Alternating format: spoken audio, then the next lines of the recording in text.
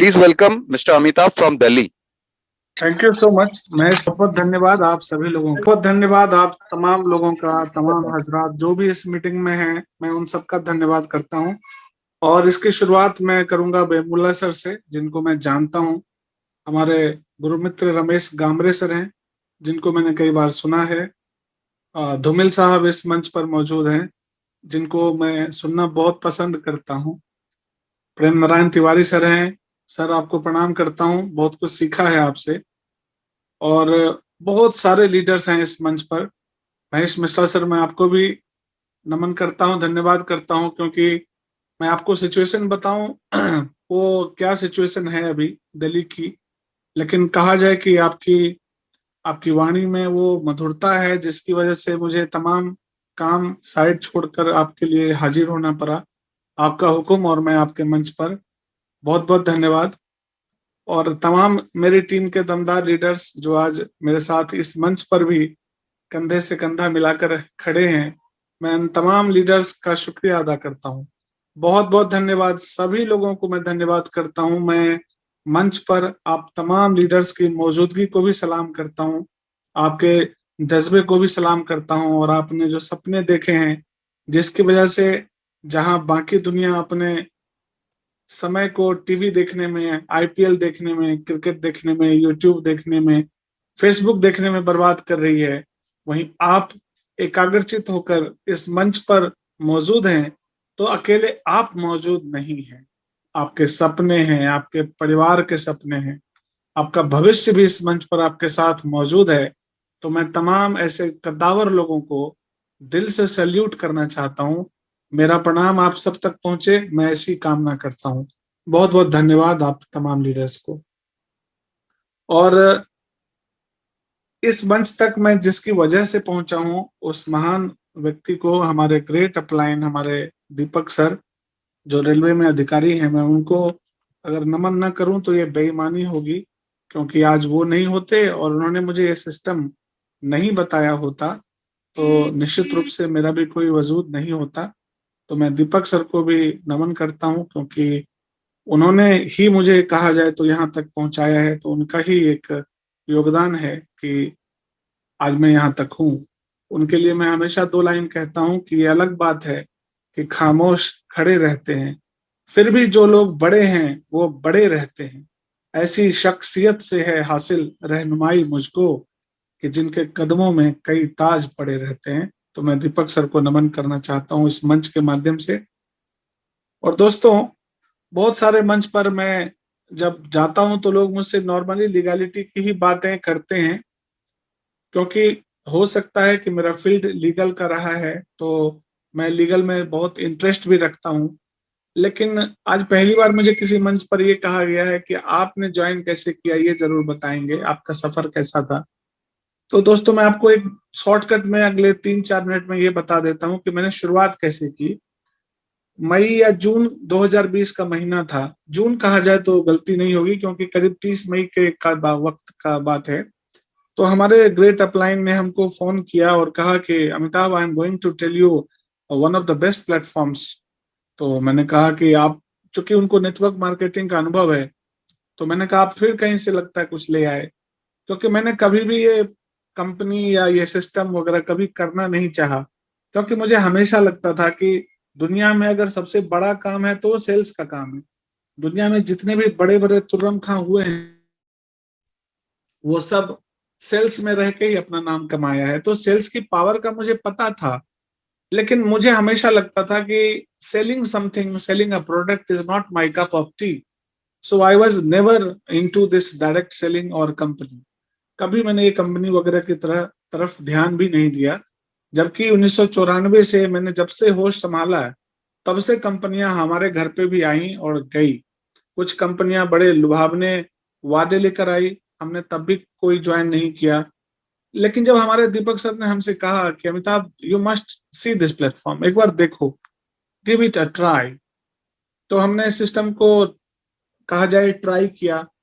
हमारे गुरुजी भी सिखाते हैं कि किसी को ये मत कहो कि आओ इस सिस्टम में जुड़ो, काम करो। हमेशा कहिए कि आप आइए, इस सिस्टम को देखिए। और मुझे भी दीपक सर ने यही कहा कि सिस्टम को देखो, परखो। और करीब करीब 2 दिन तक बहुत दिमाग लगाने के बाद आपको हंसी आनी चाहिए इस बात पर कि ये है मात्र 2,000 रुपए का बिजनेस। मात्र 2,000 रुपए से आप ये बिजनेस शुरू कर सकते हैं। लेकिन इस बिजनेस की एक खासियत है कि आदमी पूरे ब्रह्मांड का दिमाग लगाता है। बेशक उसको 2,000 रुपए से ही ये बिजनेस मिल रहा है, पर ये फितरत है लोगों की, ये खासियत है इस बिजनेस की कि लोग पूरे ब्रह्मांड का दिमाग लगाते हैं। और मैं भी तो आम आदमी हूं ना, तो मैंने भी पूरे ब्रह्मांड का दिमाग लगाया, कुछ इस कदर कि जैसे इस 2,000 में तो जिंदगी चली जानी है। और करीब 2-2.5 दिन तक घनघोर रिसर्च करने के बाद मैंने ये फैसला किया कि हाँ, ये सिस्टम में बहुत जान है। क्योंकि मैंने इसको बहुत अपने तरीके से परखा, इसकी लीगैलिटी को चेक किया, इसके प्रोफाइल्स को पढ़ा, देखा, समझा, कॉन्सेप्ट को जाना, and I agreed to start this business. और आपको जान के अब अच्छा लगेगा, अभी रमेश नाग सर ने एक प्लान बताया, मैं उस प्लान को बहुत गहराई से सुन रहा था। उनका एक पॉइंट था कि आप इस बिजनेस में अपने अपलायंस से भी ज्यादा इनकम कर सकते हैं। और मैं आपके सामने उदाहरण हूं कि जब मैं इस सिस्टम में आया और मैंने काम करना शुरू किया तो मेरी इनकम ठीक ठाक होने लगी और बहुत अच्छी इनकम हुई। तो इससे ये बात साबित हुई कि ये उन कंपनियों की तरह तो बिल्कुल भी नहीं है जहां पे आप पसीना बहाते हैं, मतलब on the cost of your sweat and perspiration your appliance earn a lot of money. This is not the same platform. तो मुझे लगा कि ओके, यहाँ पे आप अगर कुआं खोद रहे हो तो आप पानी पी सकते हो दबा के, ऊपर वालों को मिलता है लेकिन बहुत थोड़ा मिलता है। तो एक बात तो समझ में आ गई कि इस सिस्टम में इतना जान है कि आप अपने दम पर भी ये बिजनेस कर सकते हो। क्योंकि ये बिजनेस कोई मुझे ऐसा नहीं लगा जहां पे आप अपलाइन के द्वारा ढोए जाएं। कोई सामान थोड़ी ना बेचना है कि अपलाइन को लेके जाएं, उसका चेक दिखाएं, अपलाइन को ले लेके घूमें और उनको बताएं कि हाँ सर ये हमारे अपलाइन है, इन्होंने इतना कमाया है। मैं आपको बताना चाहता हूं कि मैंने पहले 4 महीने बहुत घनघोर मेहनत जो मैं कर सकता था लॉकडाउन में वो मैंने किया। आज की डेट में करीब करीब 156 मेरे फ्रंट हैं जिन पे मैं काम कर रहा हूं। और ये मुझे कहीं जाके नहीं मिला। यस, अनबिलीवेबल, ये सब मेरे फोन टेलीफोनिक से या जूम पे आके ये सब मेरे साथ ज्वाइन कर गए। तो ये सिस्टम तो एक ऐसा अलहदा किस्म का सिस्टम है जहां पर आपको लोगों के पास जाना भी नहीं पड़ता। तो अगर कोविड के नॉर्म की बात करें तो सोशल डिस्टेंसिंग तो हम ऑलरेडी फॉलो कर रहे हैं। तो लॉकडाउन के समय में ये बहुत जबरदस्त तरीके से हमारी समझ में आया कि इस सिस्टम में इतना जान है कि अपना भला अगर आप नहीं भी करना चाहें, दूसरे का भला भी करना चाहें तो वो भी हो सकता है सिस्टम से। और आप सभी लोगों को ये बात बताना चाहता हूं, और मैंने बड़े मंच पे भी ये बात कही है कि मैंने जो अपने पहले 3 आदमी इस सिस्टम में जोड़े, या कहा जाए पहले 3 आदमी जिनके साथ मैंने इस सिस्टम में आगे बढ़ने का निर्णय किया, वो तीनों ठेला चलाते हैं। और आज गर्व के साथ कहता हूं कि उसमें से एक व्यक्ति की करीब 70 लोगों की टीम है।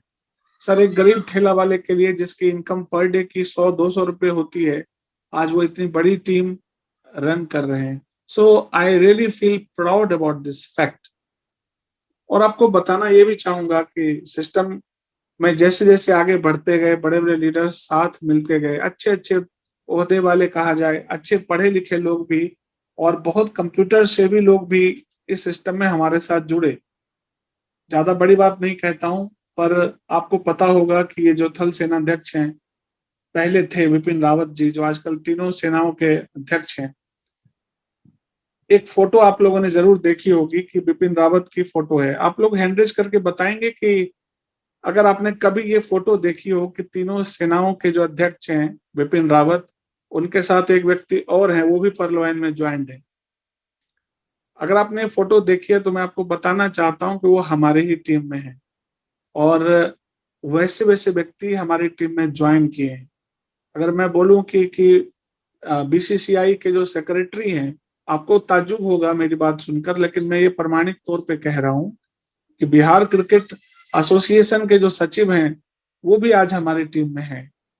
उसके अलावा भारत में जो सबसे बड़ा साइंस एंड टेक्नोलॉजी का इंस्टीट्यूट है, जिसको हम लोग एनआईसी बोलते हैं, एनआईसी के बहुत ही तगड़े लेवल के, अब चूंकि उनका प्रोटोकॉल है, so I should not take his name, but I must tell you, he is a PhD in computer science. He is also in my team. और अभी तो मैंने आपको 3 बताए हैं, मैं आपको ऐसे ऐसे हस्तियों के बारे में बताऊंगा जो आज हमारी टीम में हैं, और उन लोगों को मैंने कोई हिप्नोटाइज करके या अफीम खिला के या नशे में ज्वाइन नहीं करवाया। मैं आपको बताना चाहता हूं कि करीब करीब ऐसे 12 से 15 लोग ऐसे हमारी टीम में हैं जिनको आज गूगल भी जानता है। अगर आप गूगल पे भी सर्च करेंगे तो उनका नाम आपको दिखाई देगा, बकायदा फोन नंबर भी साथ में। तो सब लोगों को तो मैं हिप्नोटाइज नहीं कर सकता ना, सिस्टम को देख के लोग आए, क्योंकि लोग प्रोडक्ट वगैरह सुन के थक चुके हैं, उब चुके हैं, उनको लगता है कुछ तो नया हो यार। सब कुछ लोगों को नया चाहिए। आपको पता है 70 और 80 के दशक में अच्छे गाने बनते थे, 90s में अलग गाने आए। वो आप सबको याद हो कि नदीम श्रवण और कुमार सानू, उदित नारायण का जमाना था, लेकिन लोगों को फिर भी नया चाहिए था। जो 90s के लोग हैं वो सब एक बार हैंड रेज करके मुझे बताएं कि जो 1990 से 2000 तक अच्छे अच्छे गाने सुने हैं जिन लोगों ने। आप सबको 90s के गाने बहुत पसंद है, मुझे भी बहुत पसंद है, लेकिन क्या हुआ, हमेशा तो 90s के गाने सुपरहिट नहीं है ना।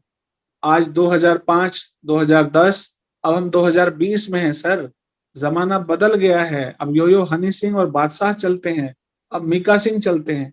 तो ये प्रोडक्ट मार्केटिंग आखिर कब तक लोगों के लिए बोझ बन गया। मैं आपको बताना ये चाहता हूं कि कई कई कंपनियां दावा करती हैं कि 27 लाख, 80 लाख, 1 करोड़ लोग हमारी टीम में हैं, पर वो बेरोजगार हैं। एक्चुअली बताता हूं, they are unemployed because only 8% of, मैं एक डाटा आपको बता रहा हूँ, ये बिल्कुल ईमानदारी से बताना चाहता हूं कि जो 100% लोग प्रोडक्ट मार्केटिंग करते हैं उसमें से करीब 2% होते हैं जो मर्सिडीज और जगुआर होल्डर होते हैं। 8% लोग ऐसे होते हैं जो कि थोड़ा बहुत अर्न कर लेते हैं और एक मिडिल क्लास लेवल पर वो पैसा कमा के रहते हैं। और आपको जान के बहुत बुरा लगेगा कि 92% इतना बड़ा ह्यूज रेशियो है जो कि अप्लायंस के चेक को दिखा के थोड़ी बहुत ज्वाइनिंग करते हैं। और ये 92% वो लोग हैं जिनके मेहनत पर, जिनके पसीने की कमाई पर ये जगुआर और मर्सिडीज चला करते हैं। बुरा मत मानिएगा दोस्तों, अगर आप प्रोडक्ट मार्केटिंग में कभी रहे हो और हमारी बात चुभ रही हो तो मुझे माफ करेंगे, मैं दिल से पहले माफी मांगता हूं, लेकिन ये कड़वी सच्चाई है। ये मैं नहीं कह रहा हूं, ये बिल्कुल सच्चाई है, ये फिगर है मेरे पास। तो आज की डेट में वो जो 92% लोग अनएम्प्लॉयड हैं, मतलब उनके पास कुछ नहीं आया क्योंकि वो बेच नहीं पाए। It's as simple as that. If you are not capable of selling a product, you are not going to get even a single penny. So who is at fault? गलती किसकी है? मैं बताना चाहता हूं कि आखिर एक ऐसा सिस्टम आया जो 100% स्ट्राइक रेट के साथ काम कर रहा है। 2018 की कोई भी आईडी उठा लो, ये खुला चैलेंज है। मैंने सागर सुमन सर को भी कई बार ये चुनौती देते देखा है, मैं भी देता हूं लोगों को। 2018 की कोई भी आईडी उठा के देख लो जिसको इनकम नहीं आई हो। तो ये एक तरह का अलहदा किस्म का प्लेटफॉर्म इसलिए भी है क्योंकि यहाँ पे 100% सक्सेस रेट है भाई लोग, 100%। तो और क्या चाहिए? 100% स्ट्राइक रेट के साथ आप काम कर सकते हैं। अभी तो मैं आपको फॉर्चून वॉलेट इनकम और रॉयल्टी के बारे में बोलूंगा, तब तो आपको आम के आम और गुठली के दाम भी नजर आएंगे। लेकिन मैं चाहता हूं कि चूंकि लीगलिटी से मेरा वास्ता है, मैं खुद एक लॉयर हूं और मुझे अच्छा लगता है लीगल। मेरा तो ये मानना है, आपको सच बताना चाहता हूं कि पूरे भारत में अगर सरकारें कभी कर सके तो कानून की जो जानकारी है ना, वो पूरे भारत में सभी लोगों के लिए अनिवार्य कर देनी चाहिए। जैसे इजराइल के बारे में आप जानते हैं कि वहां सभी लोगों को हथियार चलाना आता है क्योंकि उन्होंने इसको मैंडेटरी कर दिया है। ऐसे 1-2 कंट्री हैं जहां पे सबको आर्म्स की ट्रेनिंग दी जाती है। तो संभव हो तो आने वाली सरकारें सभी को लॉ मैंडेटरी कर दे, क्योंकि कानून का ज्ञान होना बहुत आवश्यक है। इसलिए मैं कानून से बहुत प्यार करता हूं, क्योंकि कानून की समझ होनी बहुत आवश्यक है। तो सबसे पहले एक बात आपको बता देता हूं कि आपको पर्ल वाइन मिल गया है। आप लोगों में से कई लोग होंगे जिनको धक्का देके भी लाया गया होगा, कुछ लोग होंगे जिनको झूठ बोल के भी शायद लाया गया होगा कि तुम आ जाओ 32 लाख तो तुमको 3 महीने में हर एक किस्त आ जाएगा, 4 साल में 32 लाख आ जाएगा। मे भी ऐसा हो सकता है। कई जगह मैंने सुना है कि लोग ऐसे ही बोल देते हैं कि 3 साल में आ जाएगा, कभी किसी को टाइम नहीं देना। पर ये जो ऑटो पूल का इनकम है ना, वो आपको बहुत आसानी से मिलता है, मतलब आपको उसके लिए हाथ पांव हिलाने नहीं पड़ते। और एक लाइन यहीं पे बोलूंगा कि जो चीज आपको आसानी से मिल जाए वो हमेशा नहीं रहता, और जो चीज आप हमेशा आप चाहते हैं आपके पास रहे वो आसानी से नहीं मिलता। तो ऑटो पूल इनकम के भरोसे जो लोग बैठे रहते हैं, बहुत लोग अभी तक वेट कर रहे होंगे रॉयल्टी का, तो क्या लगता है इससे आप बहुत बड़ा काम नहीं कर पाएंगे? तो आज जो मैंने आपको कहा कि पर्लवाइन आपको बेशक आसानी से मिल गया हो, लेकिन मेरी ख्वाहिश है कि आप पर्लवाइन की थोड़ी सी लीगैलिटी को जरूर समझें। अभी मैं नाग साहब को सुन रहा था, उन्होंने कहा कि 156 देशों में ये रन कर रहा है। मैं आप लोगों को यहाँ से शुरुआत करूंगा कि कभी मत कहिए कि 156 देश में रन कर रहा है, लोग सवाल शुरू कर देंगे। सवाल बेतुके होंगे, लेकिन मेरा कहना है कि आखिर स्पेस क्यों दें? Why should we give space to the others to hook you with a question? Why? We should not. तो best way is to avoid such questions is to say that sir ये business 154 या 156 countries में available है, ये उपलब्ध है, आप चाहें तो वहां बिजनेस कर सकते हैं। It's as simple as that. और बात करेंगे अभी लीगैलिटी की, तो आज मैं थोड़ा सा आपको कॉन्स्टिट्यूशन की तरफ ले जाऊंगा। आप लोगों में से कितने लोग ये जानना चाहते हैं कि संविधान क्या बोलता है? आप हैंड रेज करेंगे तभी मैं आपको कुछ बताऊंगा, नहीं तो मैं कहानियां सुना के निकल जाऊंगा। कितने लोग जानना चाहते हैं कि संविधान के हिसाब से ये बिजनेस कैसा है, लीगल है, इलीगल है, क्या हम ये बिजनेस कर सकते हैं? चलिए, लगता है करीब करीब 100 लोग तो हैंड रेज करेंगे, और मैं दिल से जानना भी चाहता हूं कि कितने लोगों को इस बात से मतलब है, कितने लोग मुस्तकिल हैं इस बात से कि हाँ उनको ये जानना है। 100 लोग, यस। सेंचुरी तो बनता था। वैसे भी मुंबई में भाई लोगों की एनर्जी बहुत हाई लेवल पे रहती है, और मैं पता है कि मैं भारत के सबसे एनर्जेटिक लोगों से बात कर रहा हूँ। कहा जाता है कि मुंबई में बहुत सारे स्मार्ट लोग रहते हैं। तो आप लोग डायमंड ग्रुप के हैं, हमारे लोगों ने तो पहले हैंड रेज कर दिया था, आप भी करें। चलिए, मैं आप बात करूंगा थोड़ा सा कॉन्स्टिट्यूशन का, क्योंकि काम की चीजों में ना लोग ज्यादा इंटरेस्ट नहीं लेते। मैं यूट्यूब पे वीडियोस बनाता हूँ, आपको जान के ताज्जुब होगा कि मैंने चिट फंड पे भी बनाया है, उसके अलावा मनी सर्कुलेशन बैनिंग एक्ट पे बनाया है, प्राइस चिट्स पे भी मैंने बनाया है, आरबीआई पे भी वीडियो बनाया है, सेबी क्या कहती है उस पे वीडियो बनाया, बैंकिंग रेगुलेशन एक्ट पे वीडियो बनाया, आरबीआई एक्ट 1934 पे बनाया, एमसीए का एक्ट है, कंपनी एक्ट 1956, कंपनी एक्ट 2011, मैंने सब पे वीडियो बनाया है, पर उस पे व्यूज बहुत कम है।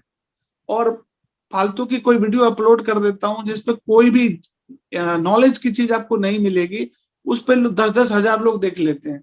तो कभी कभी मैं खुद ही शॉक हो जाता हूँ कि लोगों को क्या चाहिए, क्या लोगों को नॉलेज नहीं चाहिए? अरे बिजनेस में अगर आपको आगे बढ़ना है तो आपको नॉलेज तो लेना ही पड़ेगा। मैं आप लोगों को बिल्कुल ये बात खुल के कहना चाहता हूँ कि आप अगर इस मुगालते में हैं कि आप बहुत लंबा सफर तय कर लेंगे बिना नॉलेज के, तो ये नहीं होगा। इसलिए अगर मैं बार बार ये आवाज उठाता हूं कि थोड़ा लीगल की नॉलेज ले लो, क्योंकि कभी कोई किसी चक्कर में पड़े तो ये लीगल की नॉलेज ही आपको वहां से बचा के निकालेगी। दोस्तों, मैं एक शेर के साथ तब आपको लीगलिटी पे ले जाऊंगा, और ये शेर आप तक पहुंचनी चाहिए कि सब मिलकर आवाज उठाएं तो कुछ चांद पे रौब पड़े। सब मिलकर आवाज उठाएं तो कुछ चांद पे रौब पड़े। मैं तन्हा जुगनू हूं, मेरे चिल्लाने से क्या होगा? तो मैं तन्हा जुगनू की तरह चिल्लाता हूं, उससे क्या फर्क पड़ता है? आप सब मिलके रौब करें, आप सब मिलके इस सिस्टम की लीगलिटी को समझने की कोशिश करें। तो शुरुआत करूंगा, थोड़ा सा आपको लेके चलता हूं। मोबाइल स्क्रीन शेयर कर रहा हूं और आपको कुछ शेयर करना चाहता हूं। आई होप कि my screen is visible to everyone. Please guide me. जी जी, दिखाई दे रहा है। Right sir, right. थोड़ा सा मैं ढूंढना चाह रहा हूँ, आप मुझे थोड़ा सब्र करेंगे आप लोग।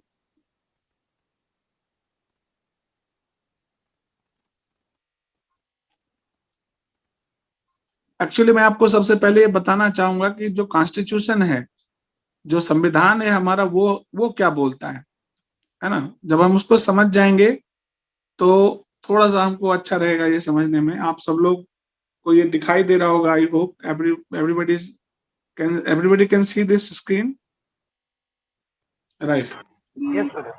चलिए, ठीक है। तो सबसे पहले हम बात करते हैं कि जब हम संविधान की बात करेंगे तो संविधान में ना एक आर्टिकल है, उसका नाम है आर्टिकल 19। आर्टिकल 19 में आपको protection of certain rights regarding freedom of speech etc। तो संविधान का धारा 19 आपको बहुत सारे राइट्स देता है और उसमें कहा जाता है कि all citizens shall have the right, सारे नागरिकों को अधिकार मिलेगा। क्या अधिकार मिलेगा? Article 19 clause 1A, right to freedom of speech and expression, मतलब आप कुछ भी बोलने के लिए स्वतंत्र हैं, आप कुछ भी एक्सप्रेस कर सकते हैं, आप अपनी भावना व्यक्त कर सकते हैं, इसका बिजनेस से कोई लेना देना नहीं है। तो आगे बढ़ते हैं। 19 clause 1B, to assemble peacefully and without arms, आप चाहें तो शांति से इकट्ठा हो सकते हैं लेकिन बिना हथियार के। अब इससे भी बिजनेस का कोई लेना देना नहीं है। आगे बढ़ेंगे। 19(1) clause C, to form associations और यूनियंस, आप संगठन बना सकते हैं। आगे बढ़ते हैं, ये भी मतलब की चीज नहीं है। 19 clause 1D, to move freely throughout the territory of India, आप पूरे भारत में कहीं भी मूव कर सकते हैं, कहीं भी घूम सकते हैं। हमारे मतलब का नहीं है। आगे बढ़ते हैं। 1E कहता है to reside and settle in any part of the territory of India, आप भारत के किसी भी पार्ट में रह सकते हैं, सेटल हो सकते हैं, कुछ स्टेट्स को छोड़कर। गहराई में नहीं जाएंगे, सेक्शन F को हटा दिया गया। इंपॉर्टेंट सेक्शन है, अब इस पे ध्यान दीजिएगा। आर्टिकल 19(1) का G, ये G कहता है कि every citizen shall have the right to practice any profession or to carry on any occupation, trade or business. मतलब भारतीय संविधान का अनुच्छेद 19 का जो G सेक्शन है वो आपको अधिकार देता है कि आप किसी भी तरह का प्रोफेशन कर सकते हैं, किसी भी तरह का ऑक्यूपेशन या बिजनेस कैरी आउट कर सकते हैं, व्यापार कर सकते हैं।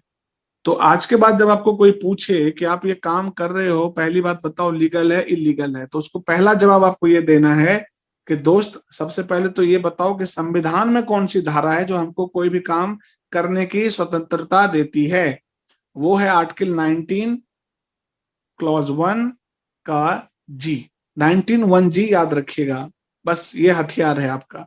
और चूंकि ये फंडामेंटल राइट है, याद रखिएगा ये आपका मौलिक अधिकार है, तो अगर आपके मौलिक अधिकारों का कोई हनन करता है तो आप सुप्रीम कोर्ट भी जा सकते हैं। लेकिन यहाँ पे गवर्नमेंट ने एक क्लॉज लगाया है, इस कॉन्स्टिट्यूशन में एक क्लॉज है, अगर आप ये पढ़िए आर्टिकल 19 का सेक्शन 6 का 1 कहता है कि प्रोफेशनल और technical qualification necessary for practising any profession, माना कि आप कोई भी प्रोफेशन कर सकते हैं, लेकिन उसके लिए जिसके लिए आपको कोई प्रोफेशनल या टेक्निकल क्वालिफिकेशन चाहिए वो बिना सर्टिफिकेट के नहीं कर सकते हैं। मतलब ऐसा नहीं है कि आप एक अस्तूरा ले लो या डॉक्टर सर्जन का वो छुड़ा ले लो और चले जाओ किसी की सर्जरी करने और कहो कि हम तो डॉक्टरी कर रहे हैं क्योंकि संविधान में हमको छूट मिली है। गलती से भी मत करिएगा। संविधान में ये भी कहा गया है कि अगर आप कोई प्रोफेशन कर रहे हो जिसमें कुछ टेक्निकल नॉलेज चाहिए या प्रोफेशनल नॉलेज चाहिए तो बकायदा पढ़ के करना है, ऐसे ही नहीं कर लेना। तो ये बात को याद रखिएगा। तो हर एक वैसी चीज जहां पे आपका टेक्निकल क्वालिफिकेशन या प्रोफेशनल क्वालिफिकेशन नेसेसरी है उस प्रोफेशन को प्रैक्टिस करने के लिए, तो आपको वो लेना पड़ेगा। जैसे मैंने आपको बताया, लॉयर हैं आप, डॉक्टर हैं आप, सीए हैं आप, इस तरह का कोई भी काम है तो सर्टिफिकेट चाहिए बाबा।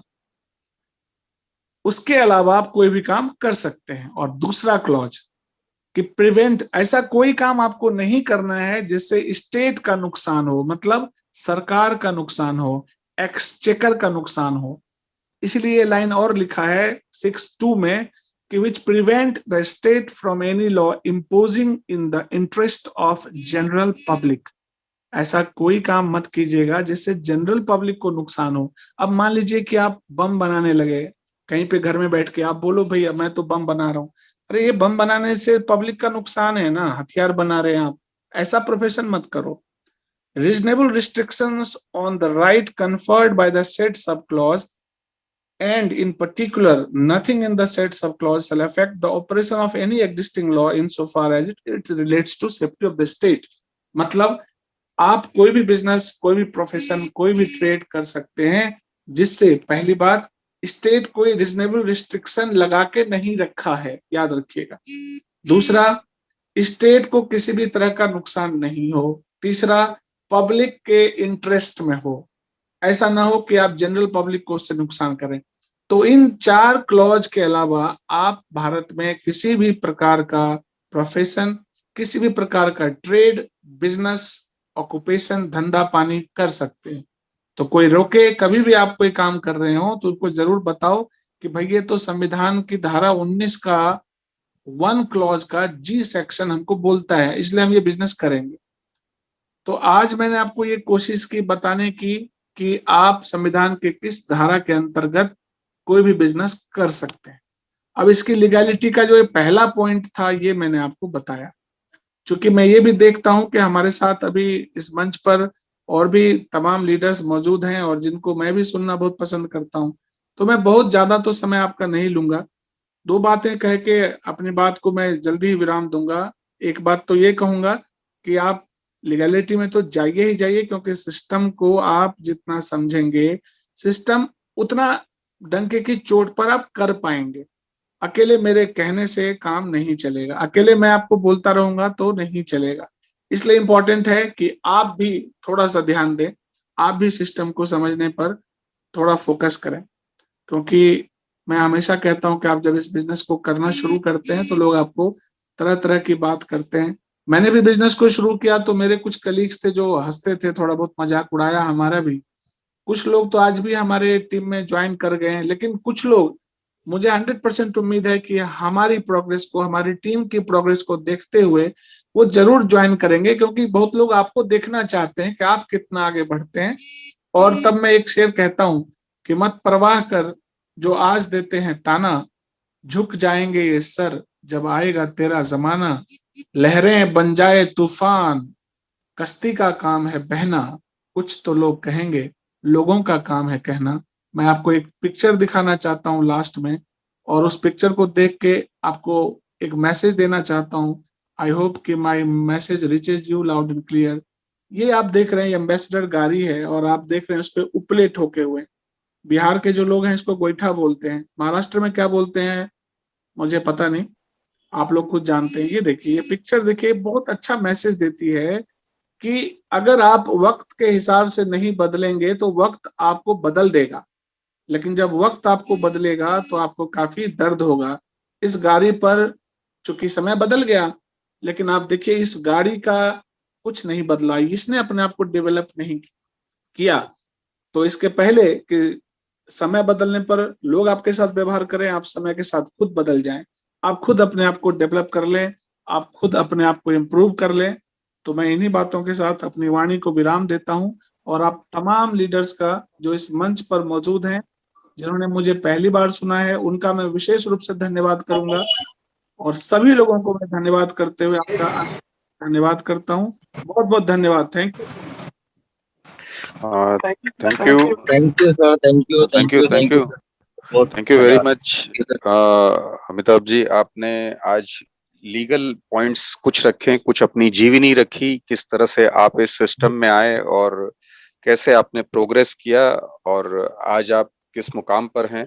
सारी बातें आपने बड़े ही एक जबरदस्त अंदाज में आपने रखी। बहुत सारे लोगों को इससे एक सीख मिली होगी।